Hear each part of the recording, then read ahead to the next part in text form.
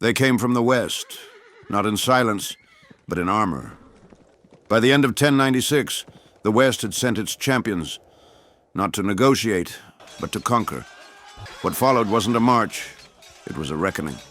Steel met scripture, ambition collided with apocalypse, and ahead of them stood a city sacred to millions, about to be torn apart in the name of God. History seldom whispers. It breathes heavily through collapsing empires, fractured faiths, and rising ambitions. In the decades before the First Crusade, three great civilizations, Western Christendom, the Byzantine Empire, and the Islamic world, stood not as titans in harmony, but as islands drifting toward collision. What unfolded between 1071 and 1096 would ignite one of history's most brutal and transformative conflicts. These were the years of implosion and invocation.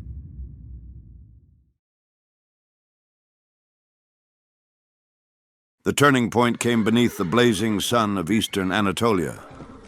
The Byzantine army, battle-hardened, well-armored, and proud, met the nimble Seljuk Turks outside the town of Manzikert. At the helm of this bold gamble was Emperor Romanos, the fourth Diogenes, a seasoned general turned emperor determined to restore the fading glory of the Eastern Roman Empire. His campaign to reclaim lost Anatolian territory marked a final attempt to reverse Byzantine decline. But betrayal by his own commanders would undo everything. Romanos was captured, the army scattered, the imperial illusion shattered. What followed was not merely a military defeat, it was a spiritual and territorial unraveling. Within a few years, Turkish beyliks dotted Anatolia. Once thriving Christian cities like Caesarea and Iconium fell under Islamic rule. Greek and Armenian peasants either fled, submitted, or disappeared into the frontier's chaos. Monasteries were looted. Churches were converted or left to decay. The Byzantine Empire, already strained by internal rivalries and economic collapse, began to hemorrhage territory and morale. The once firm line separating Christian East from Muslim frontier blurred and buckled. Anatolia, long the heartland of Eastern Orthodoxy, became an unfamiliar realm. To those who fled westward, it was as if Christendom had been turned upside down. In Constantinople, the catastrophe was seen not just as political. It was divine punishment. The empire had sinned, and now God had withdrawn his protection.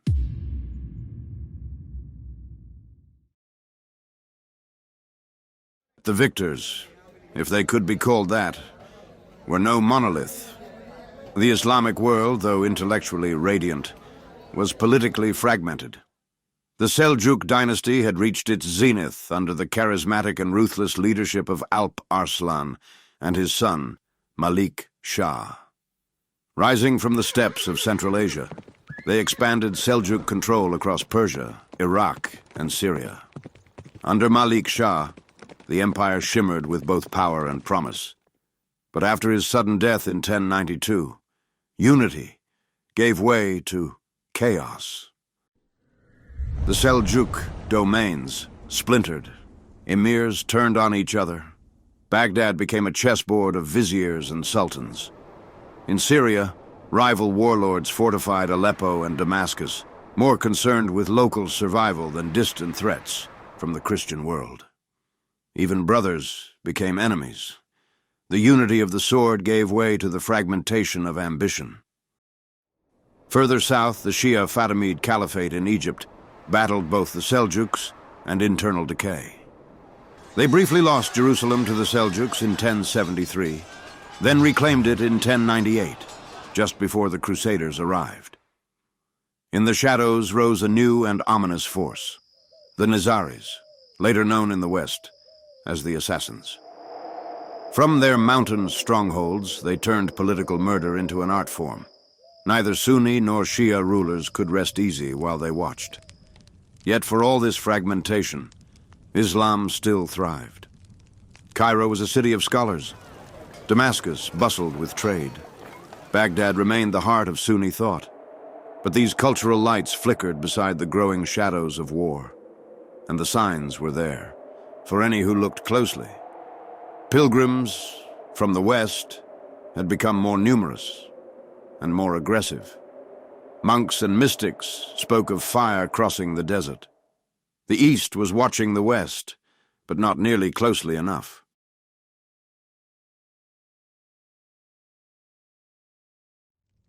To the west, the landscape was no less volatile.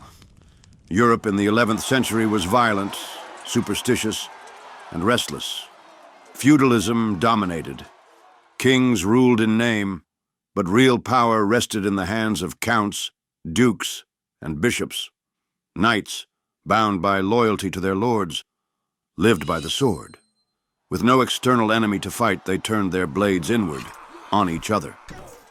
Entire generations of European nobility were raised in war, but lacked a battlefield. Castles became prisons of power.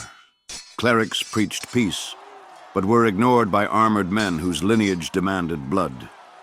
The Church, increasingly appalled by this bloodshed, introduced the peace of God and truce of God, decrees meant to limit violence. But parchment could not control iron.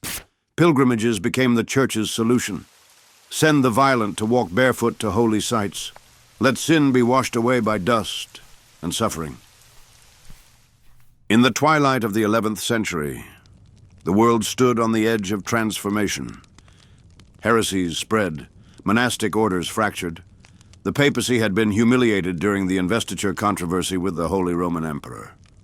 Urban dreamed of restoring moral order and of extending the Church's reach. Then came a letter from the East.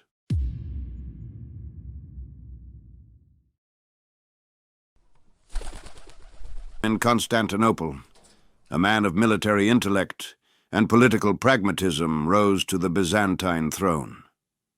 Alexios I Komnenos, a soldier scholar thrust into imperial power, found himself ruling an empire teetering on the edge. Norman mercenaries threatened from the west. Seljuk Beyliks ravaged the east. His treasury was empty, his armies depleted. For the first time in centuries, a Byzantine emperor turned westward, not in rivalry, but in desperation. He appealed to the Pope, not for theology, but for swords. In return, he promised lands, honor, and the hope of restoring unity between the Roman and Greek churches. Urban saw more than a military plea. He saw a divine opportunity. This was not merely an appeal from the East. It was the chance to reshape the Church, to reclaim authority, and to rally a fractured continent toward a singular holy goal.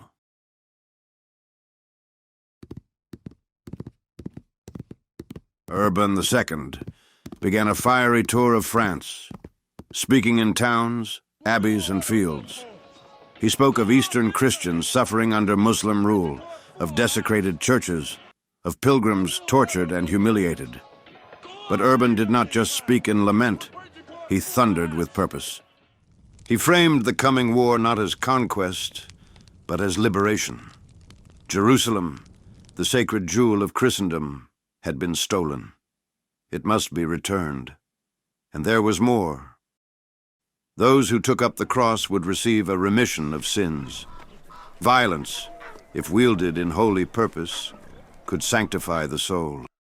For knights, this was intoxicating. For peasants, it was freedom wrapped in destiny.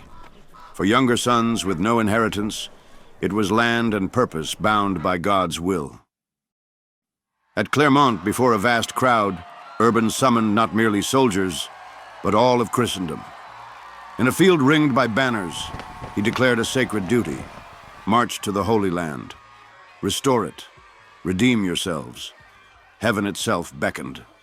The people roared, Deus vult, Latin for God wills it.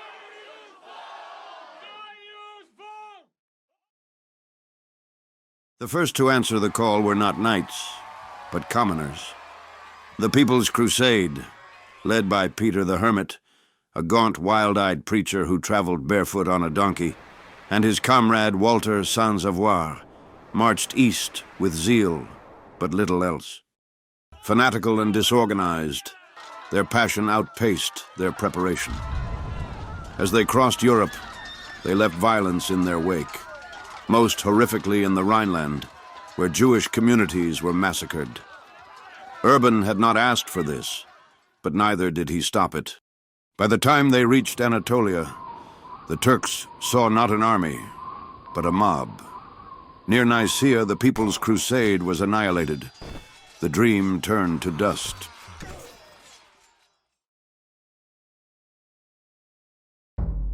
But then came the real armies, seasoned, ambitious, and dangerous.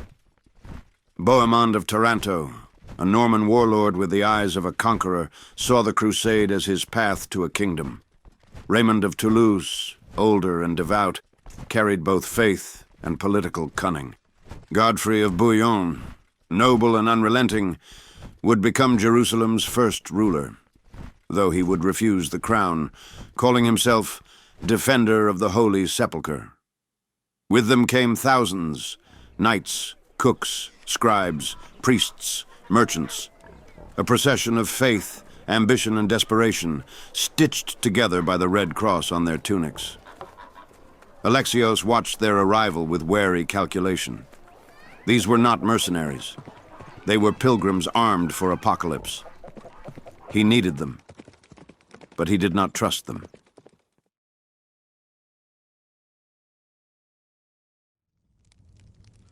In the Islamic world, word of the Crusaders spread slowly, and then with alarms. The Seljuks of Rum, still fractured after Malik Shah's death, saw them as just another raid. The emirs of Aleppo and Damascus watched their Muslim rivals more closely than the foreign invaders. The Fatimids, having retaken Jerusalem from the Seljuks only recently, even believed the Crusaders might be useful allies. No one, not in Cairo, nor Baghdad, nor Aleppo, understood the scale of what was coming. The storm had already crossed the sea.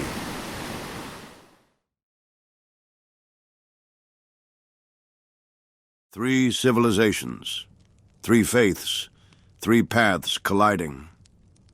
The crusade was not born from a single cause, but from many. Theological ambition, political decay, cultural anxiety, greed, guilt, glory. It was a movement built on contradictions, violence sanctified by peace, conquest disguised as pilgrimage, unity forged through blood. In its wake, the medieval world would never be the same. Borders would shift, cities would fall, kingdoms would rise and collapse. But more than politics, the Crusades reshaped the minds of men. Muslims would come to see the West not merely as distant and barbaric, but as a relentless foe. Christians would see Jerusalem not just as sacred, but as attainable by the sword. And Byzantium would learn that inviting the West could bring ruin just as easily as relief. This was the hinge of history, a prelude to centuries of holy war, a crucible that burned away nuance and left only zeal. From the ashes of Manzikert, from the pulpits of France, from the marble halls of Constantinople, and the sacred courtyards of Jerusalem, rose a war that would burn for generations. The whisper was over. The storm had begun. In the years leading up to 1099, the city of Jerusalem had been ruled by the Fatimid Caliphate, a Shia Muslim dynasty based in Egypt, then under the leadership of Caliph al-Mustali and his powerful vizier, al-Afdal Shahanshah. But their control over the city was tenuous at best.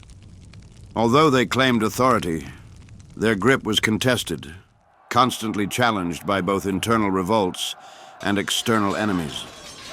The biggest of these challengers were the Seljuk Turks, Sunni Muslims from Central Asia, whose influence had spread rapidly across the Islamic world under the leadership of Malik Shah, after the death of Sultan Alp Arslan, his late father, and later through powerful regional governors like Tutush I and Ridwan of Aleppo. In the 1070s, the Seljuks expanded into Syria and Palestine, exploiting the fragmentation within the Fatimid realm. They briefly captured Jerusalem in 1073 and installed a military governor, hoping to use the Holy City as both a spiritual and strategic asset. Yet, even under Seljuk control, the city remained unstable. Local unrest, religious tensions, and dynastic rivalries made long-term rule difficult. Power shifted frequently between factions, and the local population, a complex mix of Muslims, Christians, and Jews, endured constant upheaval. Governors like Artuk ibn Ekse, a Turkish officer appointed to rule Jerusalem, fought off both Fatimid raids and rebellious locals in a city always on edge. During this period, Jerusalem was less a flourishing capital than a city suspended in crisis. Food shortages, factional infighting, and the looming threat of both Fatimid and Crusader intervention turned daily life into a struggle. Though holy to all three Abrahamic faiths, Jerusalem became more a political pawn than a sanctuary. Its sacred streets echoed not with prayer, but with the uncertainty of siege and the silence of fear. By the late 1090s, as the Seljuk hold weakened due to larger political fractures in their empire after Malik Shah's death in 1092, the Fatimids under Al-Afdal Shahanshah seized an opportunity.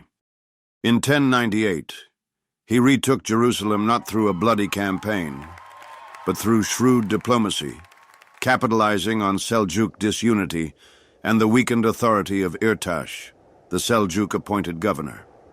But the Fatimids' victory was short-lived.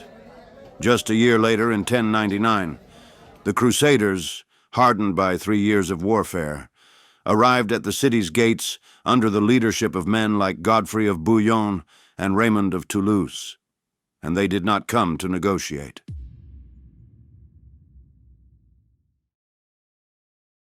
The Byzantine Empire, still reeling from its defeat at Manzikert in 1071, found itself in a precarious position. The Seljuks had captured the Emperor Romanos IV Diogenes and crippled Byzantine authority in Anatolia. In the years that followed, internal chaos consumed the empire. Civil wars, court conspiracies, and military unrest. Into this turmoil rose Alexios, the first Komnenos, a seasoned general and master of court politics. Claiming the throne in 1081 by deposing Emperor Nikephoros III, Alexios was backed by powerful noble families and military allies. His political resilience and strategic cunning would come to define his reign. Facing relentless pressure from the Seljuks, Alexios reached westward. The letters he sent to the Pope, seeking military aid to defend Byzantine lands, began a crusade that was far beyond what he imagined. A pan-European holy war. The Crusaders arrived not to assist the empire, but to pursue their own religious and territorial ambitions. Emperor Alexios had asked for military assistance, but what arrived were independent armies, each led by ambitious, land-hungry nobles. The Byzantines expected disciplined support. What they got were reckless warbands who saw the empire not as an ally, but as an obstacle or a stepping stone. The first wave, the People's Crusade, had already burned bridges, some quite literally. Groups looted Byzantine towns, clashed with imperial forces, and caused chaos on their march across the empire. But when the princes arrived, the situation grew even more complicated. Before they ever reached Jerusalem, the crusading princes had to pass through Constantinople, the beating heart of the Byzantine Empire. At first it seemed like the perfect alliance, the Christian West and the Christian East, united under one cause. But the reality was far messier. Alexios, demanded oaths of loyalty, and expected that any land the Crusaders recovered from Muslim control would be returned to the empire. Some leaders, like Godfrey of Bouillon, agreed, though reluctantly. This created immediate friction. The Crusader princes were powerful nobles in their own right, and did not view themselves as Alexios's vassals. They expected hospitality and support, not oversight and conditions.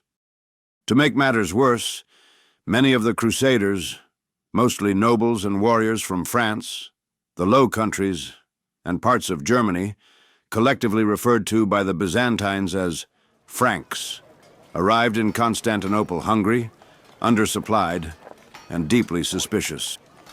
When they camped outside the city walls, it looked less like a gathering of allies and more like a siege in waiting.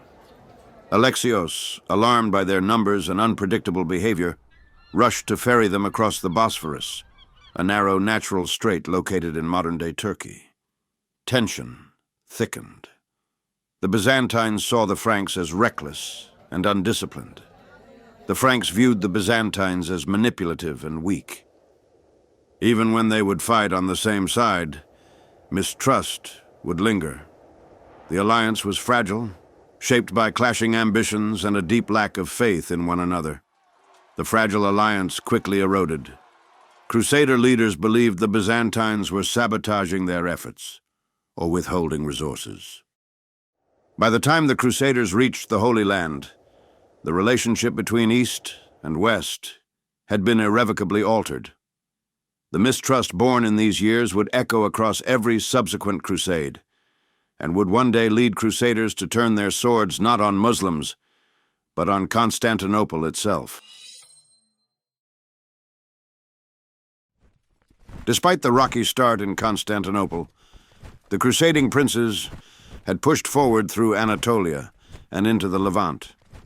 Led by figures like Godfrey of Bouillon, Raymond of Toulouse, Bohemond of Taranto, and Tancred, these princes pushed forward after departing Constantinople in early 1097, navigating dangerous terrain, forging uneasy alliances, and clashing with Muslim forces throughout the Levant, and fought multiple battles along the way. One of the most grueling episodes was the Siege of Antioch in 1097 to 1098. There, the Crusaders found themselves besieging a powerful city controlled by the Seljuks, and then, once they had taken it, being besieged in turn by a large Muslim relief army. It was a brutal and desperate struggle that nearly broke them. They suffered starvation, betrayal, and internal disputes, but still managed to hold the city through June 10th, 98. They also cooperated, sometimes reluctantly, with local Armenian, Syrian, and even some Byzantine allies who offered strategic advice or logistical support. Still, mistrust remained high. Every siege, every march, chipped away at their numbers and hardened their resolve. By June 1099, after nearly 3 years on the march, their forces were battered but resolute as they reached the outskirts of Jerusalem. They didn't come as diplomats, they came as conquerors. The journey from Constantinople to the Holy City had erased any hopes of peaceful negotiation. From the very beginning, the Crusaders came not to journey, but to conquer. What they were waging wasn't a spiritual pilgrimage. It was a calculated military campaign. This was a war for the city of God. The Fatimids, after they had just retaken Jerusalem from the Seljuks, they assumed these Western Christian forces might negotiate, or at least announce their intentions. What they got instead was destruction. The Crusaders had marched thousands of miles, surviving betrayal, starvation, and siege. By the time they reached Jerusalem, their mindset was hardened. Diplomacy wasn't on the table. They had come to win the city by force, to cleanse it for Christendom, and anything that stood in their way was treated as an obstacle to be removed. In early July 1099, the Crusaders began a brutal siege that would last just under a month. Lacking proper siege engines, they improvised, building towers and battering rams using timber from nearby forests. With no option for retreat, they launched a relentless assault on Jerusalem's outer defenses, hammering the walls day and night.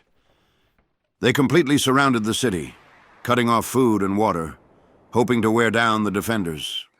Then, in a carefully coordinated final push, the Crusaders advanced with siege towers, scaled ladders, and broke through the weakened fortifications.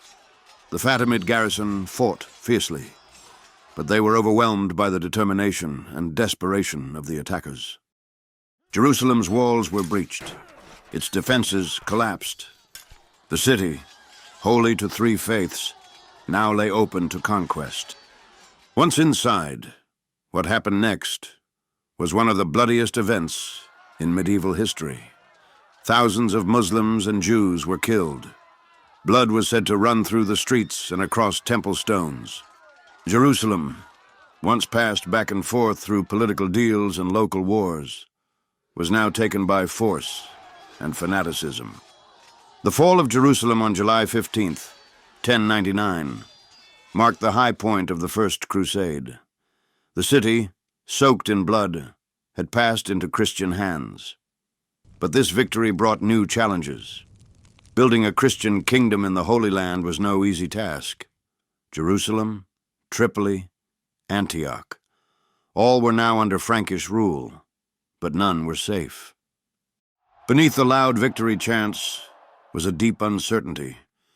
What started as a holy mission had become a harsh test of leadership, politics, and survival.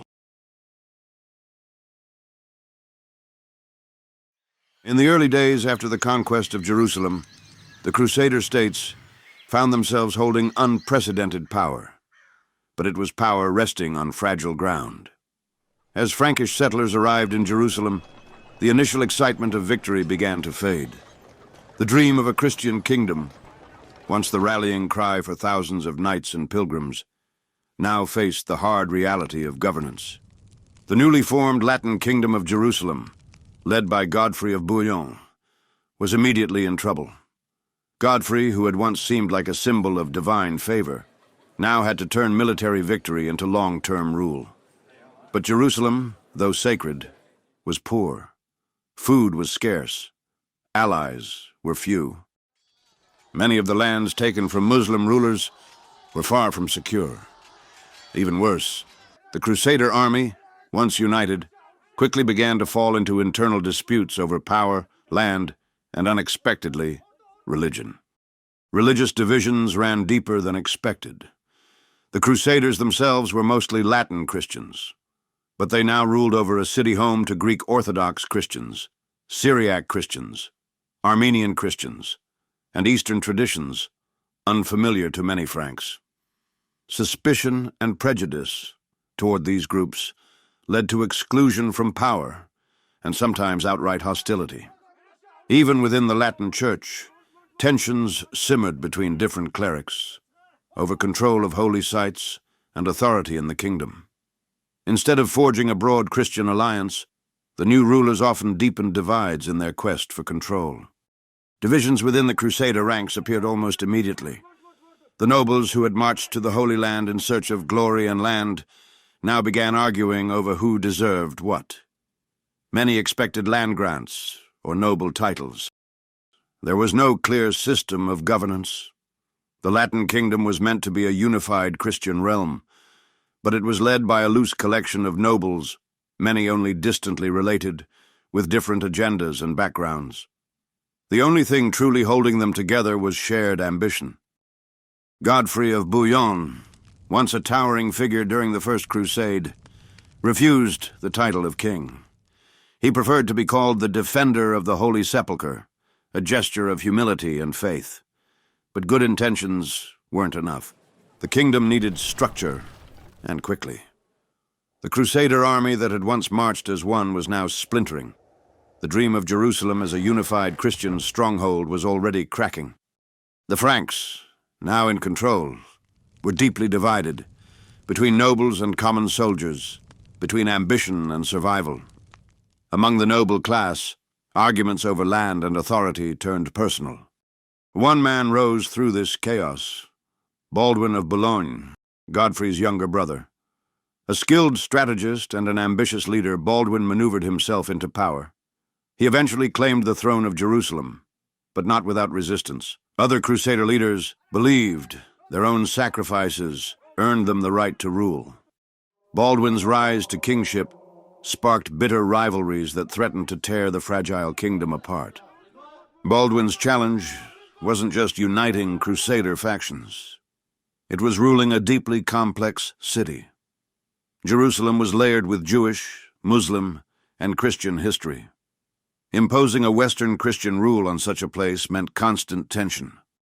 Frustration also grew among commoners, who saw little reward after years of hardship.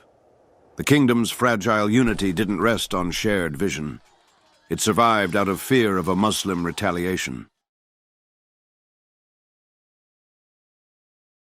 As the Crusader States solidified their rule over Jerusalem and the surrounding regions, the uneasy peace that followed was fragile at best. The Franks held their lands, but their hold was tenuous. The Muslim states, though divided, were not idle. The Crusader states were surrounded by hostile forces, living in a constant state of siege, both from external and internal threats. The Kingdom of Jerusalem struggled with its Christian identity. The Crusader states were a mix of different European powers, each vying for control. Their governance was a blend of feudalism and religious zealotry, with the church playing a dominant role. But the harsh reality of ruling over a land with a predominantly Muslim and Jewish population created constant friction. The Crusaders had to reconcile their ideals of religious purity with the practicalities of governance, and for many, this proved impossible.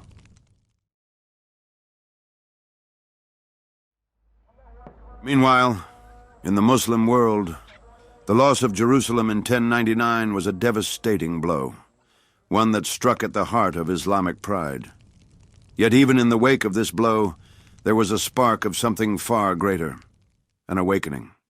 The Muslim world was fragmented, disjointed by internal divisions and regional rivalries.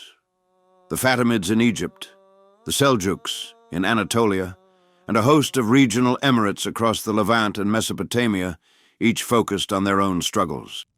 While the loss of Jerusalem reverberated throughout the Muslim world, it did not immediately lead to unity. In the aftermath, rivalries between the rulers of Damascus, Aleppo, and Cairo hindered any efforts to retake the Holy City.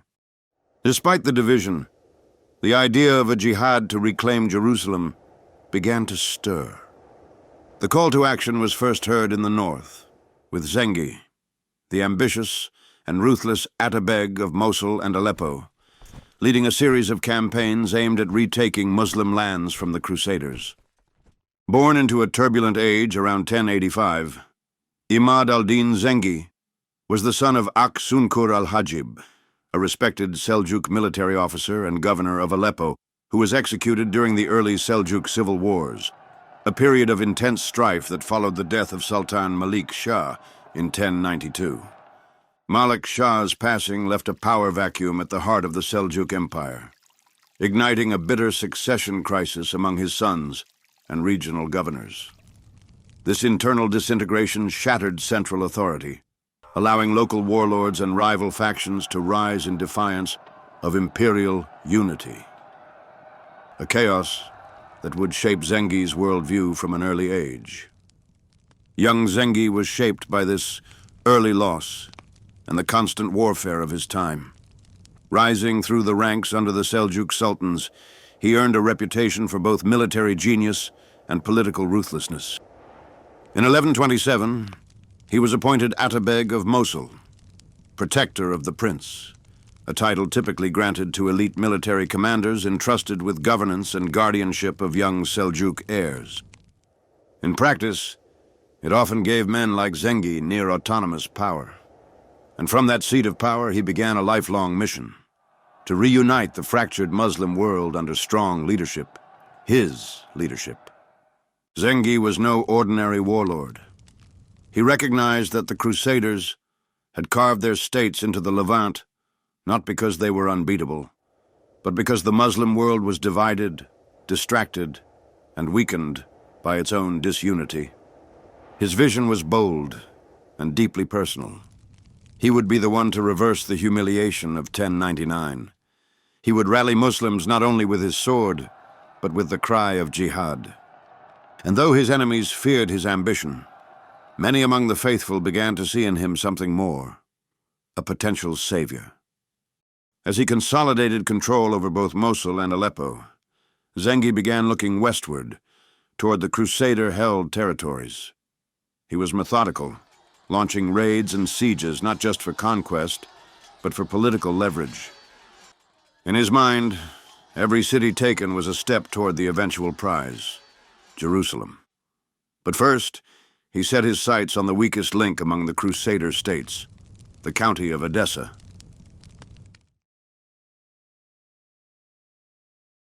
Edessa stood as the easternmost outpost of Crusader rule, a remote but symbolic stronghold. Isolated and often stretched thin, it represented the furthest reach of Christian power deep into Muslim territory. For years, it had survived through diplomacy, resilience, and a fragile peace. But as Imad al-Din Zengi's campaigns intensified, Edessa found itself in an increasingly dangerous position, exposed, underdefended, and squarely in the path of rising Muslim resistance. Zengi, recognizing its strategic and symbolic value, marched on the city with clear intent and unwavering focus. For nearly 4 weeks, the city of Edessa stood under siege, encircled by Zengi's vast army of Turkish, Arab, and Kurdish warriors. Siege engines hammered the ancient walls day and night, catapults hurling stones, sappers digging beneath the foundations, and towers inching ever closer. Inside, panic spread. With Count Jocelyn and the bulk of the Frankish army absent, only a skeleton garrison remained to defend the gates. The city's Armenian and Latin inhabitants, once confident in their stone defenses, now watched helplessly as the walls cracked and buckled under relentless assault. Every morning brought a new breach attempt, every night more cries from the wounded. As Zengi's men pressed closer, scaling ladders and setting fires at the base of the towers, it became clear no help was coming. The fall of Edessa was no longer a question of if, only when. The walls of Edessa fell on the cold morning of December 24th, 1144. Zengi's forces surged through the shattered gate, and what followed was not conquest, but carnage. The Latin Christians, who had ruled the city for decades, became the primary targets of Zengi's wrath. Men were butchered in the streets, women dragged from their homes, and priests slaughtered at their altars. Churches were set ablaze or stripped of their icons. Blood pooled in the alleys as the sounds of weeping, screams, and collapsing stone echoed through the ancient city. For the Latin population, there was no quarter. This was more than a military victory. It was vengeance and a message. Edessa had fallen, and with it, the illusion of Crusader permanence in the East. Zengi's campaign to recapture Edessa in 1144 set the stage for a wider movement. His son, Nur ad-Din, would inherit not just his father's territories but his vision of Muslim unity. The younger Nur ad-Din's rise marked the beginning of a broader push against the Crusaders, and his vision would become the rallying cry for Muslims across the Levant. But the call for jihad was initially weak, a faint whisper carried on the wind. Yet as Nur ad-Din rallied his forces, the cry for unity grew louder. The infighting that had plagued the Muslim world began to fade as the threat of the Crusaders loomed larger. The once fragmented Muslim world now saw the Crusaders as a united threat, and the desire to take back Jerusalem became a central cause.